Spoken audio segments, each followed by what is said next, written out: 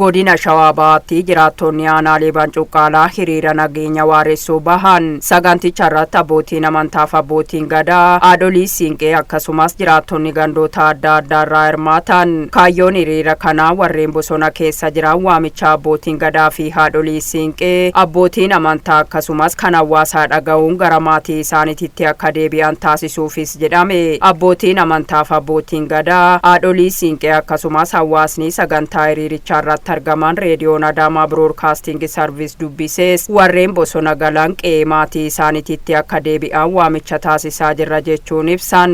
Ijoollee too haati boochee harmi boo'ee garaan boo'ee dugdi ba'aa boo'ee ijoollee too nu gara cuqqaala kormaa laalaa sammuu cuqqaalaa laalaa malkaa hawaas laalaa iddoo daana bee laalaa ijoollee too nu gala.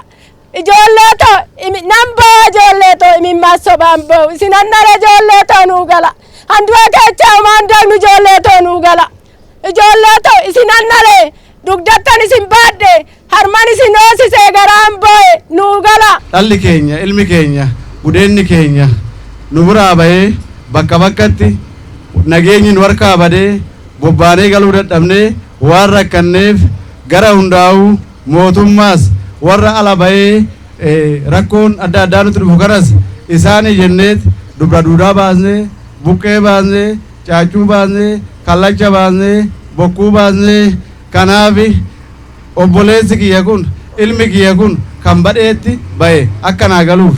Dabalataanis waamicha mootummaa fi jaarsolii akkasumas kan hawaasaa dhaga'uun galaa jechuun waamicha dhiyeessan. Dubartiin haati daa'imman tun aduu keessa gadi baate badiin qabdu. Badii namni gurguddaan dalagutu badii nu fida. Ilma namaa kana guyyaarraa wanni hundi isaa abaaraa beeki. Raammoon bishaan keessa galtu qurxummiin mixiin nama abaarti. Badii ilmi namaa dalagutu badii nu fidayyan. Yaa Rabbi badii tan nurraa deebisi. Yaa Rabbi nurraa deebisi.